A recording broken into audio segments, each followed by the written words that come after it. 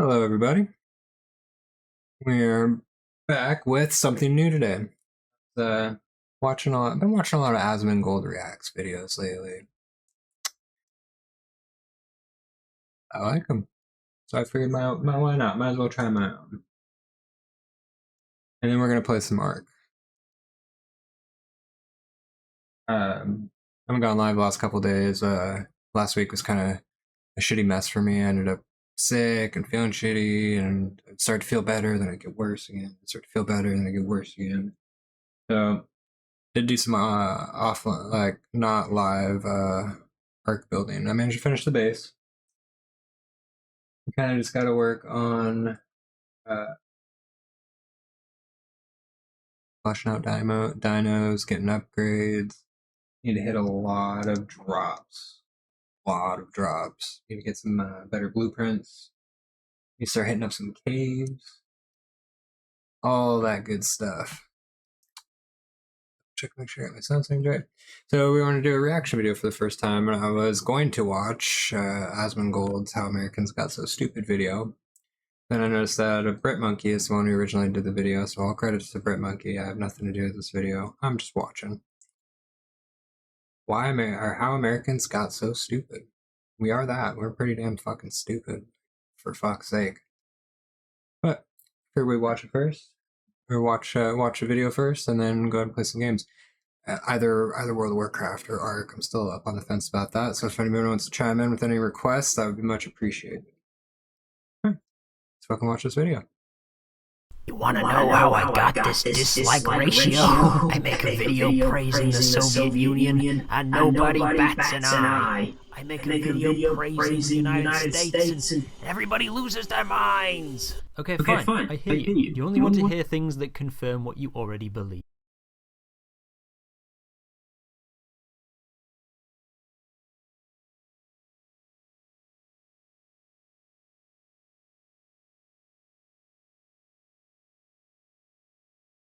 My microphone, go me. Sorry about that. I'm having some noise bleed through. Usually my microphone, my noise suppression would cut out all the extra shit, but we're just going to switch to our headset. Don't have any of these issues. Be more headset gaming anyway.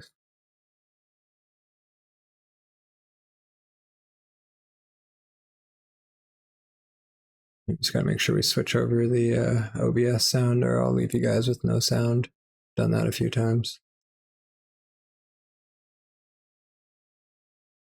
Still all test here. I make a video praising the Soviet Union and nobody bats an eye. I make a video praising the United States and everybody loses their minds. Okay, fine. I hear you. You only want to hear things that confirm what you already believe. I get it. Let's Let me know if that's got a weird sound mix. Why Americans are stupid. There's a famous episode of the Jimberly Kimberly live show where clueless residents of Los Angeles Kimberly fail to live. name a single country. Is it South Africa? Yeah, the country of Asia. Greenland or Iceland or something? Although these are no doubt cherry-picked, and I'm sure if you stood in a big city all day and shoved a camera in people's faces and asked them questions, you'd be able to find 3 minutes worth of people who couldn't answer on the spot. Easily. Name a woman. Name a woman? Yeah. But the stereotype that Americans are ignorant about the wider world is largely true. These people can't name a country because they don't care about other countries. 40% of Americans have a passport, compared to 66% of Canadians and 76% of Brits. In 1994, it was I don't have a passport. of Americans. But that doesn't mean Americans have gotten I'm a more citizen of another globetrotters country. I need to since get then. one. It was because after an above-average episode of the news, it became mandatory to need a passport when entering Canada and Mexico. So it's fair to say that a very small percent of Americans will be leaving this corner of the world. As I said in a previous video, America has all you'd ever want geographically within her borders. Why go anywhere else? The foreign cultures, maybe? Americans don't care about that either. On the list of the highest grossing movies in the USA, you have to go all the way to 520th place to get a movie that isn't American. It's Crouching Tiger, Hidden Dragon, by the way. It's a good fucking movie, though. The Nutty Professor. Somebody please check up on Angry. Come on, Crouching. Might have killed himself. Neither We as Americans, we really think that the Nutty Professor is better than Crouching Tiger, Hidden Dragon. That's sad. I remember loving that movie when I was a kid. I didn't understand what the hell was going on. I should probably watch it again as like a fully formed adult.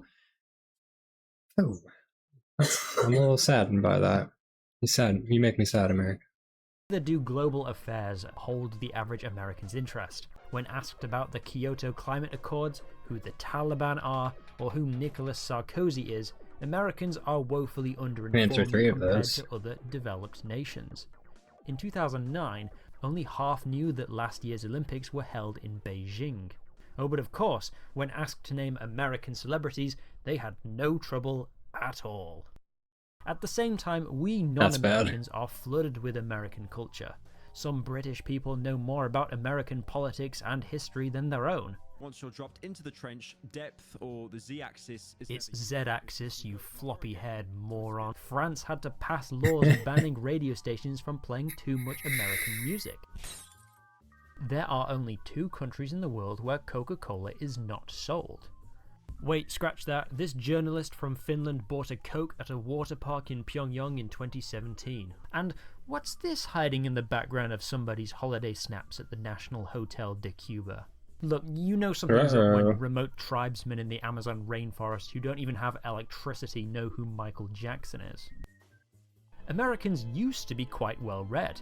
After the Second World War, Americans consumed 63% of all the newspapers in the world, and they used this to their advantage.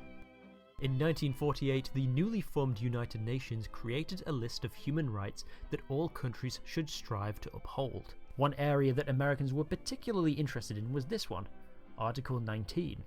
Everyone has the right to freedom of expression and opinion, and receive and impart information and ideas through any media and regardless of frontiers. What the USA wanted was a completely level playing field. Anyone can buy any media from any other country. A global free market of ideas, released from the shackles of censorship. For if anyone can gain access to the truth, we cannot be marched into the same kind of ignorance and intolerance that characterized the Axis nations of the war. This is admirable. Freedom of speech is a core value of the United States and many other allied nations. But some delegates, like those from India, questioned the US's motives. If you believe in an equal access to information and culture, shouldn't you redistribute some of your media creating capacity to developing nations like ours, so that we have an equal opportunity to tell the world our stories? The Americans would not budge. Of course, they knew deep down that India was right. The American delegation to the convention was highly populated by journalists and media magnates. They knew that if countries couldn't afford their own news, they would be increasingly reliant on buying news from American wire companies like the Associated Press, which was good for both the media company's profits, but also the US State Department, who would no doubt have been licking their lips at the prospect of 1 billion people reading news with a specific American spin on it. Yeah, we would like that. In 1944, the Associated Press sold news to 38 countries. Within 8 years, that had doubled to 70 countries. Damn. In the 1950s, around half of films shown in European and Asian cinemas were American, 2/3 in Mexico, Brazil, and Argentina. Holy Which shit. makes sense. Americans made grand Technicolor films brimming with Hollywood sparkle because they could afford to, whereas war-torn Europe, impoverished Mexico, and nuclear-obliterated Japan were stuck making small-scale comedies to keep up Fair morale. point. One of the most popular French movies in 40s France was 1949's The Big Day, a mostly plotless movie where a whimsical French postman gets into wacky mischief in a quaint village. There just wasn't the money or resources for anything else. Hollywood captured the European public's imagination, and they wanted more. But why is it only a one-way street? Because while you can do or say whatever you want within the United States, the Constitution also says that the American government can regulate what goes in or out. During the Cold War, anything that might be considered communist propaganda could be seized by the post office and never delivered. Books or even souvenirs from communist countries, for example. Pamphlets criticizing US foreign policy. Immigration reached a low point in the early 70s, with only 4.7% of Americans being foreign-born, limiting Americans' interaction with different cultures. Obviously, it wasn't totally like North Korea. Plenty of foreign movies and music were allowed into the US. But the media that caught on was either already Americanized or so plastically exotic that it doesn't really say anything about the culture where it's from. The Beatles were British, yes, but they got their start covering American rock and roll musicians. When John Lennon stepped out of line, the American government made sure that he knew it. Movies imported from Japan were mostly samurai I don't know what flicks, happened. and very few movies Maybe that's what my next video will be about, is what happened with John Lennon. I don't know. I have no idea. set in the modern day. The film Ikiru is widely considered the best Japanese film ever made, if you ignore people who have never felt the touch of a woman. But this existential drama about a depressed, lonely man was only given a limited release in California, and the poster was edited to feature a stripper who is only in the movie for like 1 minute. The narrow stream of European movies that made it into the USA came in the form of the French New Wave cinema, movies that were stylistically inspired by American films, but also so stuffy that few audiences would ever want to watch them anyway. Qu'est-ce que ça peut te faire? Ça ne va pas, non? Non, rien. Je voulais dire cette phrase avec une idée précise. Je ne savais pas quelle était la... Hard to read the subtitles with another set of subtitles superimposed on Je le them. savais. Mais maintenant, je ne sais plus. This was further stifled by the Hays Code, a set of extremely strict regulations that were in place from 1934 to 1968. If you've ever wondered why old black and white films seem so dry, it's because of these rules. Some things that were completely banned from ever being shown in any film included bad guys winning. All movies had to end with the police Bad guys winning was just never allowed to be shown. Oh, okay.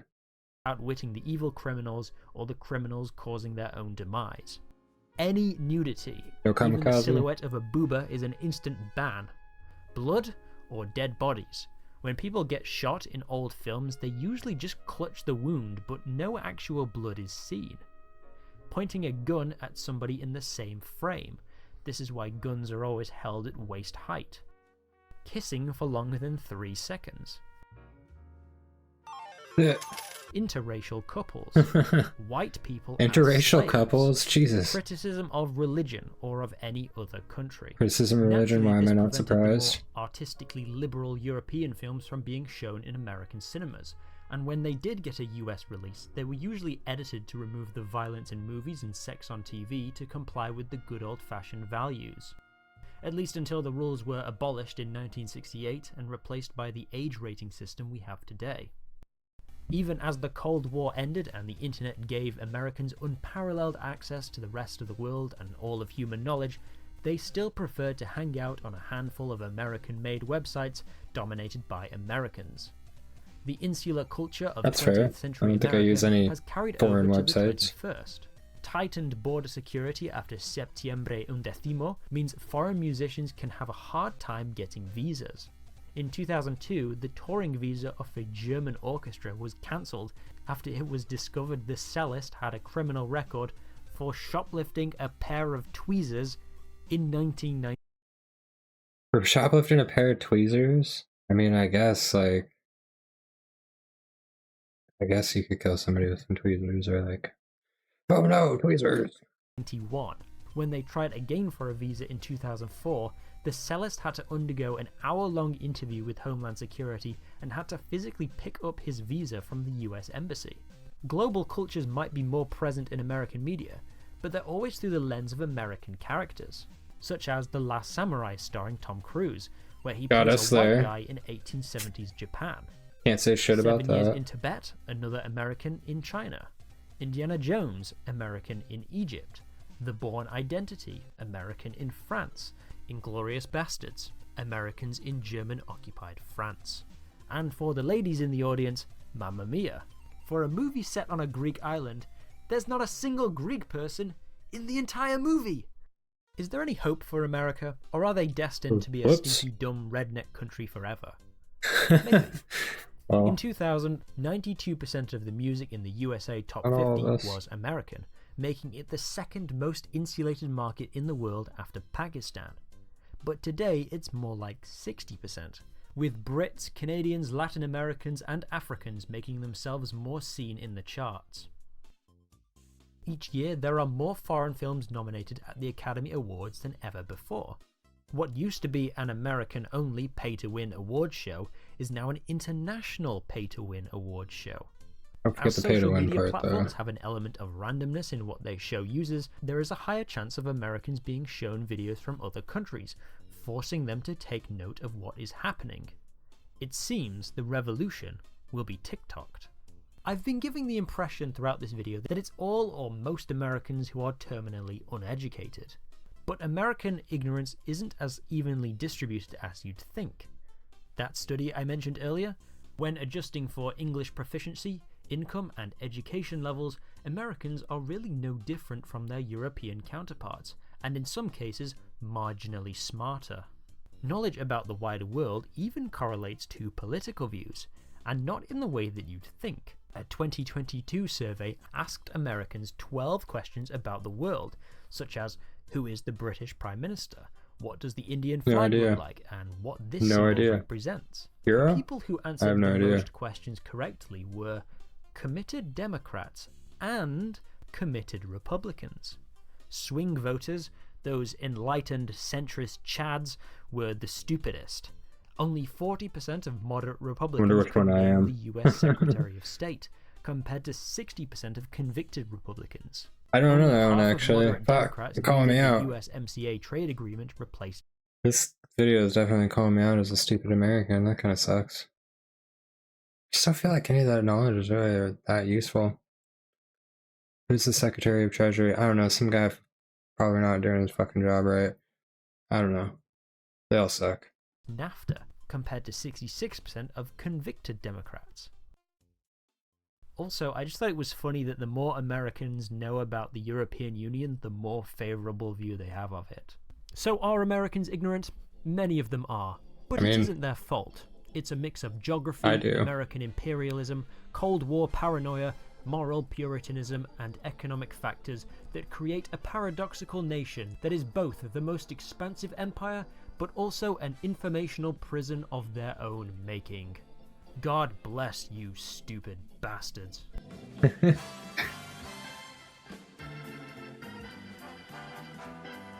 Well, I kind of agree with most of that shit. I mean, some of the knowledge I just don't think is very important that we like rhetorically memorize who the leaders of the shit that we think is fucked up are. We know the important ones, right? But maybe I should just know that shit and quit making excuses. But I mean, I've always kind of thought Americans are kind of leaning towards stupid. Right? Idiocracy is marching its way towards being a documentary and not, say, a satirical film. And that's sad. But yeah, that was by Brit Monkey. Pretty good video. I've never watched any of the other videos, but I'm going to give them a like and I'm going to subscribe, and you should too. And that is the end of the reaction video, guys. Thanks for watching that part.